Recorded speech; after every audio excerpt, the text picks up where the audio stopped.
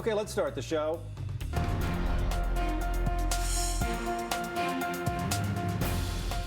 Donald Trump gained a firm grip on the Republican nomination with pivotal wins on Super Duper Tuesday. Joining me now on the phone is the GOP frontrunner, Mr. Trump.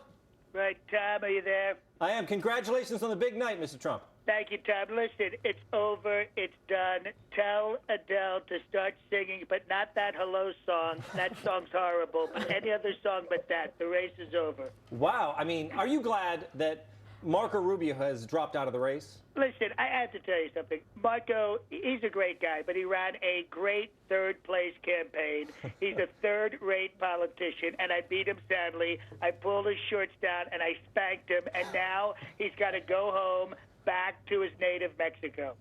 I actually think his family's from Cuba. That's what I said. He's got to go back to Cuba. The technology at Fox is really bad, Tom. You got to upgrade. Right. Now, you did lose one state, Ohio, to John Kasich. How do you feel about that? Well, listen, Tom, I watched this man speak. He was almost crying. He seems always on the verge of tears. But I'd expect that from a Democrat, not from him. You know, we can't have a president that cries. I've never cried. You know, I could sit in a room chopping onions and watching Marley and Me, and I wouldn't cry.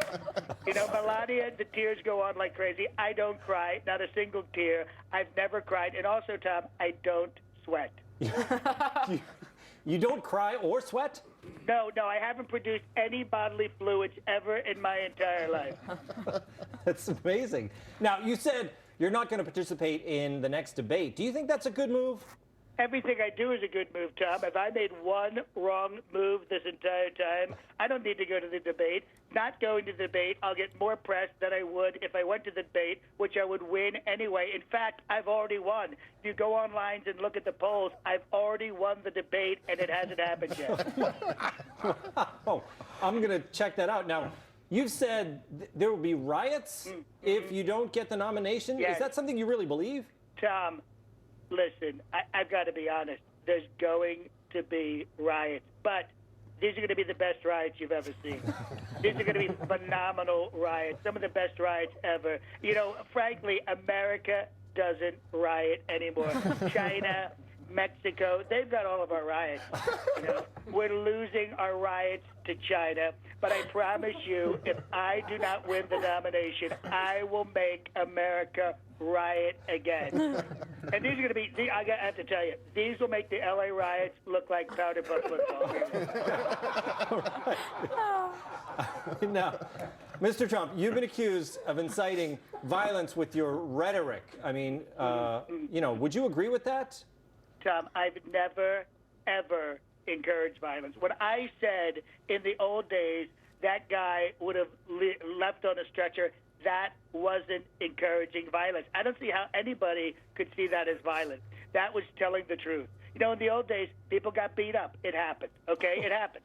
They were on stretchers. They were carried out. There were ambulance drivers involved, nurses. All these jobs are gone. I am going to bring them back. The Chicago riots employed many, many, many people, and that's what I'm going to do. And it's not going to be one city. We're talking about 25, 30 cities at once rioting. It's going to be just fantastic for the economy. Okay, thank you so much, Mr. Trump. Thanks for joining us. All right, Tom. I'll talk to you soon. Wonderful. Now, to the Donald Trump who is not a parody. He is not. Well. Yeah, no, Andy. Trump says the person he consults with on foreign policy is himself. Here he is on Morning Joe on Wednesday. Who are you consulting with consistently so that you're ready on day one? I'm speaking with myself, number one, because I have a very good brain and I've said a lot of things. He said a lot of things. Trump said some more things. I know what I'm doing, and I listen to a lot of people. I talk to a lot of people, and at the appropriate time, I'll tell you who the people are. But I speak to a lot of people. But my primary consultant is myself.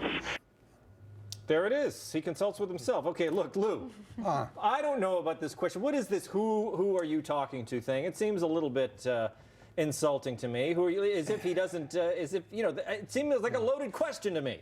It could be taken that way, and I see your point, but the truth is people have a right to know who is influencing the Donald and helping him plot a course that is sometimes imperceptible to mere mortals. So I think it'd be really nice to know who he's talking about.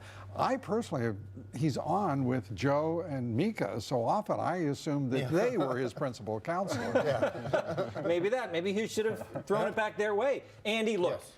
It's early on. I mean, he hasn't even secured the nomination yet. Does he have to be mapping out foreign policy with the generals? I have two questions. One, is he paying himself a consulting fee? Because I really hope he is. And the other thing is, I'm a little nervous about this because I feel like maybe he's hearing voices. And that's what's going on here, that when he's consulting with himself, that there are like voices in his head that are talking back to him? Well, don't we all, Andy? When we consult with ourselves, essentially we're using our own voice to guide us. Yes, but we're not all crazy. Some of us aren't crazy. I am, on the other hand, You want to name names? I don't want to name names. I'm kind of glad to learn that his bomb the oil, then take the oil plan isn't something that someone else told him made sense. So it makes sense that he is consulting with himself on that. Yes, one. he was guiding that. So that's your biggest, he hasn't said a lot. He has no foreign policy. Of course he has no foreign policy consultant. What's his foreign policy? His foreign policy is America isn't winning. I promise you when I'm president, America will win again. That's his foreign policy. You don't need consultants to say that. Well, I think there's a lot of people, Andy, wouldn't you say that he's definitely, I think you and I would both say he's less interventionist than, say, the Bush administration. That seems to be his path, right? Hopefully. He's all over the place. Who the hell knows? Who knows? Dave, what do you think? Well, I think that was a seamless transition from fake Trump into real Trump. I know, we've never cut it so close before. I got to say, honestly, I was fairly relieved by his answer. I thought that was a strong moment for him because what I'm scared of is that he's going to surround himself with some of these neocon advisors who want to spend another $5 trillion fighting civil wars all over the Middle East. I think this is one of his strengths from where I'm sitting from. And like you said, I think he is certainly less interventionist than George W. and definitely less interventionist than Hillary. That's it. Joanne, you saw him come out. That was actually controversial. I mean, he came out hard against George W. Bush. So I think he's certainly going for Republicans who were weary with the wars of George Bush and also trying to pick up some Democrat support as well, right? Well, the word policy, everyone has one. But Andy, you can't spell policy without ollie, okay? And think of an alley-oop in basketball. Do you ever see those coming? Is that like an alley-oop? No. Wait, what? What?